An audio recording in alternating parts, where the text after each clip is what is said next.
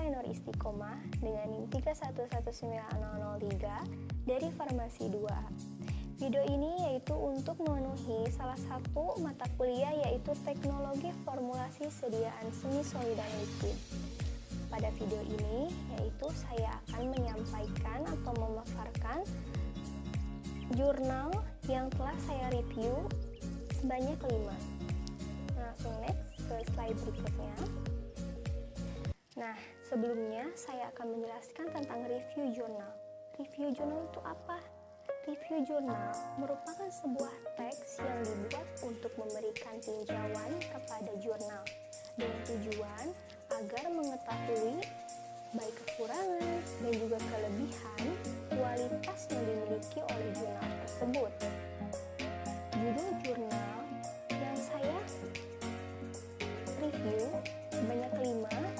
Langsung saja slide berikutnya sebanyak 5. Nah, di sini terdapat 5 jurnal yang saya sudah review. Untuk judul jurnal yang pertama yaitu Formulasi Salep Ekstrak Metanol Daun Srikaya atau nama latinnya yaitu Anonas squamosa L dengan berbagai variasi basis. Untuk jurnal yang kedua judulnya yaitu Inovasi Salep Ekstrak Cobek atau cocor bebek sebagai obat bisul.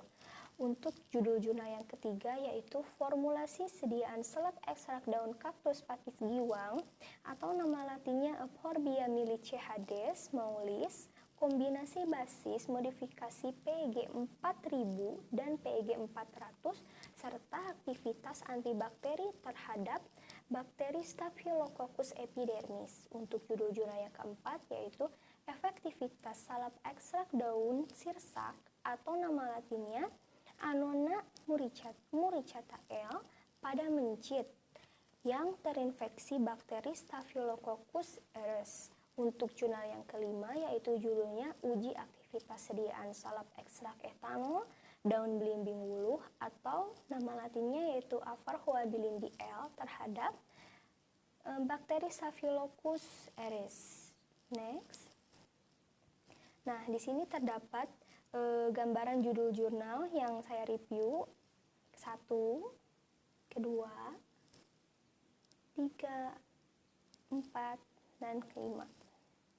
Next, langsung saja ke penjelasan reviewnya, yaitu untuk yang judul yang pertama, judul penelitian. Judulnya yaitu Formulasi Salep Ekstrak Metanol Daun Srikaya atau Anonas squamosa L dengan berbagai varian basis. Untuk penulisnya di sini ada Mufluhuna dan Hedianti Lating. Untuk tahunnya, jurnal ini rilis pada tahun 2013.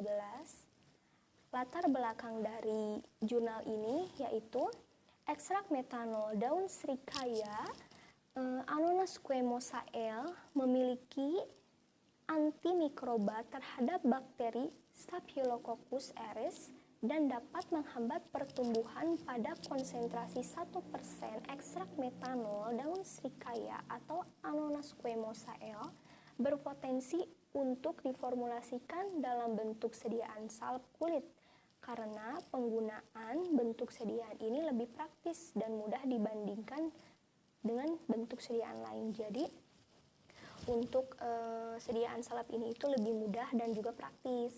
Nah, untuk formulasi sediaannya terdapat pada tabel 1, yaitu ada ekstrak metanol, terus alfa-tocoferol, sera alba, lanonin anhidrat, metilparaben, natrium laurin sulfat, propilparaben, propil glikol, PEG 400, PEG 4000, dan setil alkohol, paslin putih, juga ada air suling. Nah, untuk keterangannya yaitu untuk A, B, C, D. Nah, untuk A basis hidrokarbon, untuk B basis absorpsi, untuk C basis larut air, dan untuk D basis emulsi.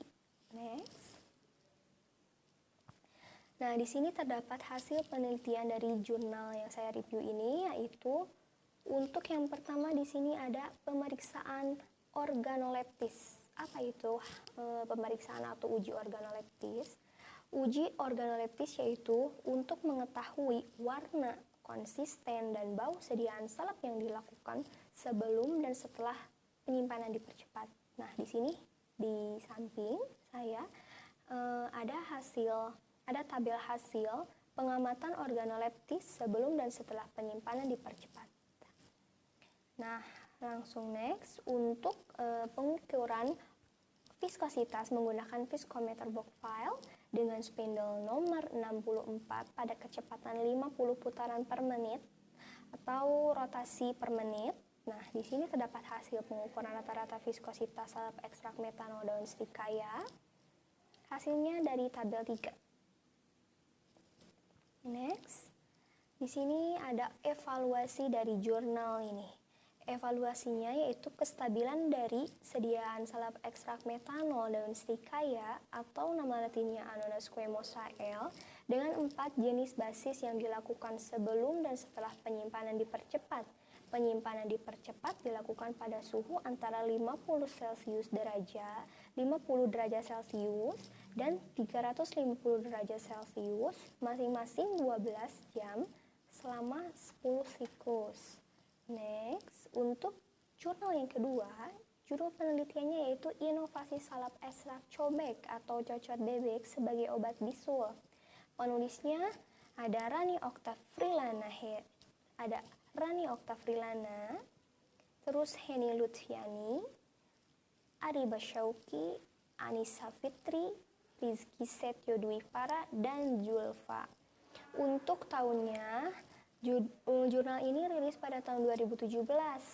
Nah, dan latar belakangnya yaitu penyakit infeksi merupakan salah satu masalah kesehatan terbesar yang terjadi tidak hanya di Indonesia, tetapi di seluruh dunia bahkan. Penyakit infeksi tidak hanya disebabkan oleh virus, tetapi juga dapat disebabkan oleh bakteri. Pengobatan infeksi dengan kombinasi berbagai antibiotik yang dipercaya sebagai obat mampu membunuh bakteri penyebab infeksi, ternyata dapat menimbulkan bakteri yang multiresisten. Dengan demikian, memacu para peneliti mencari bahan pengobatan yang baru yang lebih efektif pada Staphylococcus aureus. Jadi, Staphylococcus aureus ini yaitu bakteri yang menyebabkan bisul. Nah, untuk formulasi sediaannya, bahan utamanya yaitu ada cocor bebek atau nama latinnya Calacoe pinnata. Untuk bahan penyaringnya ada alkohol 70% dan aqua steril. Untuk bahan pembuatan salepnya, Aedes lanae dan Vaseline album. Untuk yang keempatnya, bahan uji antibakteri yaitu ada media Hinton, terus nutrien agar plate, standar 0,5 mcfarland, NaCl fisiologi, disantibiotik amoxicillin 20, dan disoxonoid kosong. Untuk bahan yang selanjutnya yaitu bakteri Staphylococcus aureus, yaitu si bakteri yang menyebabkan bisul. Nah, hasil penelitiannya dari jurnal ini, salep ekstrak daun cocor bebek memiliki aktivitas antibakteri terhadap pertumbuhan bakteri Staphylococcus aureus dan telah terbukti bahwa salep ekstrak daun cocor bebek dengan konsentrasi 5% dan 10% memiliki efek penyembuhan. Next, nah di sini ada hasil uji post hoc case HSD. Dapat hasilnya bisa dilihat langsung. Next, untuk evaluasi dari jurnal ini, terdapat perbedaan yang signifikan antara 5% dan salep 10%. Untuk salep 1% tidak menghasilkan efek penyembuhan, sedangkan untuk salep 5% dan salep 10% memiliki efek penyembuhan nilai rata-rata diameter zona hambat untuk kontrol positif lebih besar dibanding kelompok perlakuan. Next, untuk jurnal yang berikutnya yaitu judul penelitiannya formulasi sediaan salep ekstrak daun kaktus pakis giwang, yaitu nama latinnya Euphorbia milichehades mollis, kombinasi basis modifikasi PEG 4000 dan PEG 400 serta aktivitas antibakteri terhadap Staphylococcus epidermis. Untuk penulisnya ada Suherman B dan Dewi Isnaini. Untuk tahunnya yaitu rilis pada tahun 2019. Latar belakangnya dari jurnal ini yaitu salah satu tanaman yang mempunyai khasiat obat adalah Euphorbia milichehades mollis. Secara farmakologi mengandung beberapa gugus senyawa kimia yang dapat dimanfaatkan sebagai obat. Daunnya mengandung peroksidase, saponin, kalsium oksalat, substansi peptik, dan amilum. Sementara itu, getahnya juga mengandung absorbol, ephol, dan seutenol. Daunnya juga banyak digunakan sebagai obat bisul, radang kulit, bahkan juga bernanah. Next. Nah, di sini terdapat formulasi sediaan. Nah, untuk tabel ke-1. Nah, untuk tabel formulasi sediaan di sini terdapat formulasi sediaannya, yaitu ada ekstrak daun kaktus pakis giwang, terus PEG 4000, PEG 400, terus profil paraben dan juga air suling. Nah, untuk di keterangannya, formulasi dalam 100 gram sediaan salep ada F1, F2, F3, dan F4. Nah, untuk F1 ini PEG 4000 40% dan PEG 400 60%. Jadi, untuk 4000 itu semakin menurun persenannya. Tetapi untuk PEG 400 semakin naik persenannya. Next. Untuk hasil di sini terdapat hasil penelitian. Nah, untuk tabel penelitian ekstrak etanol daun kaktus pakis giwang terdapat organoleptiks dan juga sifat fisik. Nah, di bawahnya di tabel 3 ada hasil pemeriksaan organoleptik sediaan salep. Jadi, uji organoleptiks pemeriksaan organoleptiks meliputi untuk mengetahui pemeriksaan konsentrasi, bau, warna, dan pemisahan dari sediaan salep ekstrak daun kaktus pakis giwang Euphorbia myricea maulis dengan kombinasi basis modifikasi VEG 4000 dan VEG 400. Next. Untuk hasil tabel dari pemeriksaan sifat fisik sediaan salep, yaitu ada viskositas, daya lekat, dan daya sebar. Untuk uji viskositasnya, salep dilakukan dengan menggunakan alat viskometer di manotor, ditempatkan di tengah-tengah beker gelas yang berisi salep. Kemudian alat dihidupkan agar rotor mulai berputar. Jarum menunjukkan viskositas secara otomatis agar bergerak ke kanan setelah stabil. Kemudian dibaca viskositas pada skala yang ada pada viskometer tersebut. Nah, untuk uji daya lekatnya, di sini ada salep ditimbang sebanyak 0,25 gram dan diletakkan di atas objek gelas pertama yang telah ditentukan luasnya. Untuk objek gelas kedua, diletakkan di atas objek gelas pertama yang telah dioleskan salep. Nah, lalu ditekan dengan beban 1 kg selama 5 menit. Objek gelas kedua dipasang pada alat tes yang ujungnya dipasang beban 80 gram dan objek gelas pertama dipasang pada alat tes dengan penjepit kemudian dilepas bebannya sampai kedua objek gelas tersebut lepas. Untuk uji daya sebar ini yaitu salep ditimbang sebanyak 0,5 gram kemudian diletakkan di tengah-tengah cawan petri yang berada pada posisi terbalik. Cawan petrinya itu terbalik. Diletakkan cawan petri yang lain di atas salep sebagai beban awal dan dibiarkan selama 1 menit. Diameter setiap yang menyebar diukur. Lalu dilakukan penambahan beban sebesar 50,0 gram dan dicatat diameter salep yang menyebar setelah 1 menit sampai beban tambahan 300,0 gram. Next.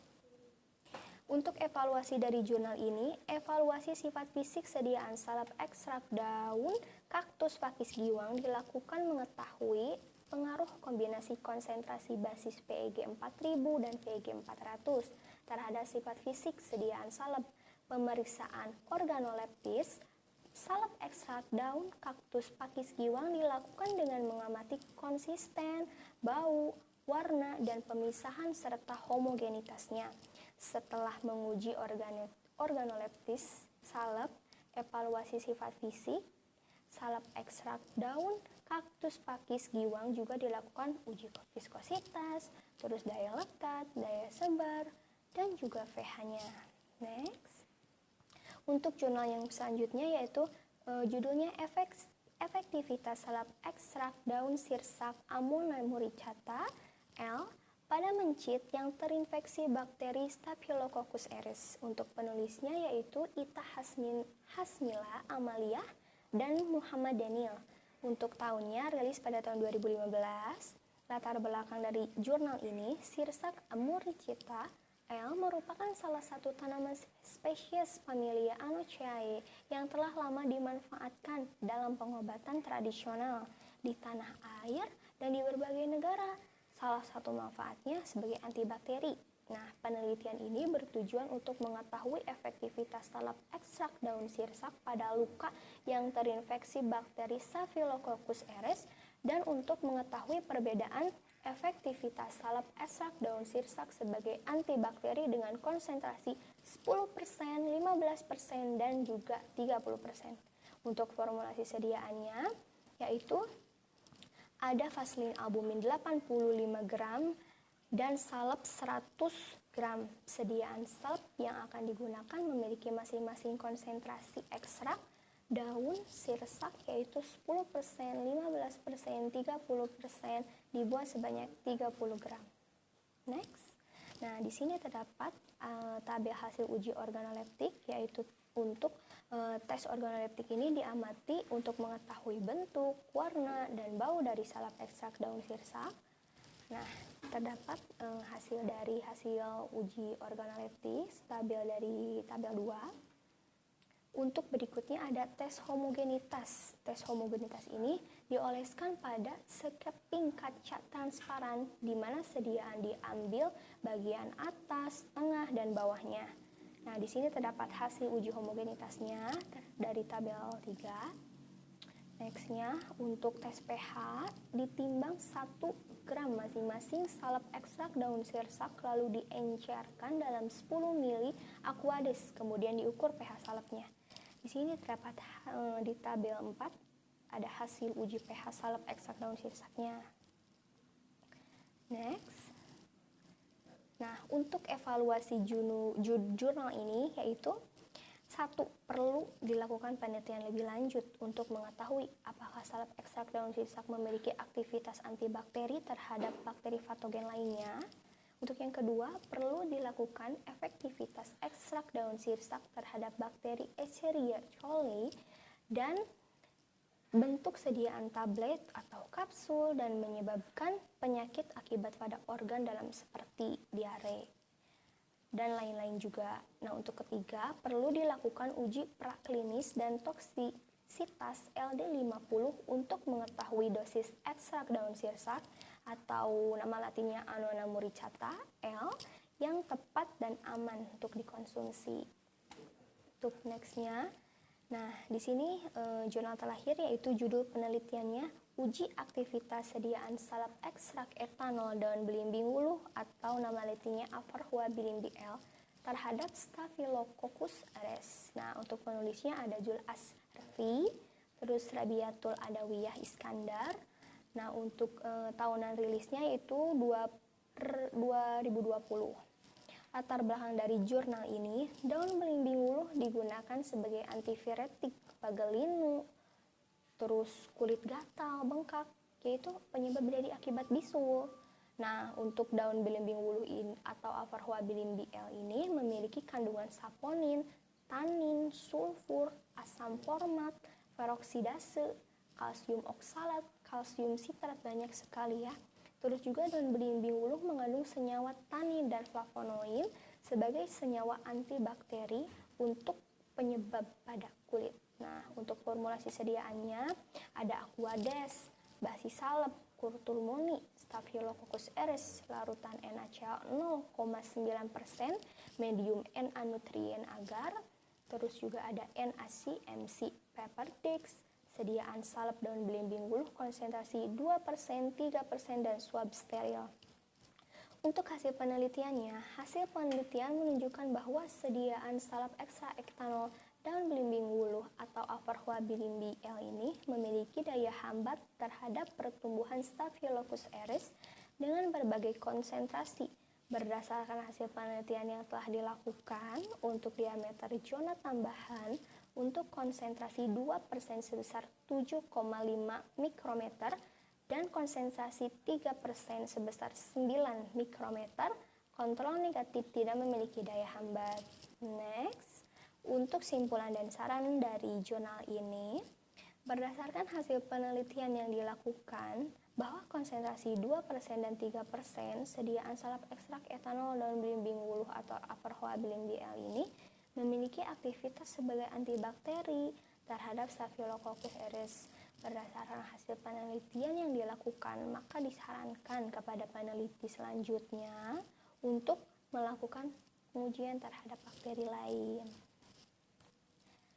Sekian yang saya dapat sampaikan. Mohon maaf bila ada kesalahan. Terima kasih. Wassalamualaikum warahmatullahi wabarakatuh.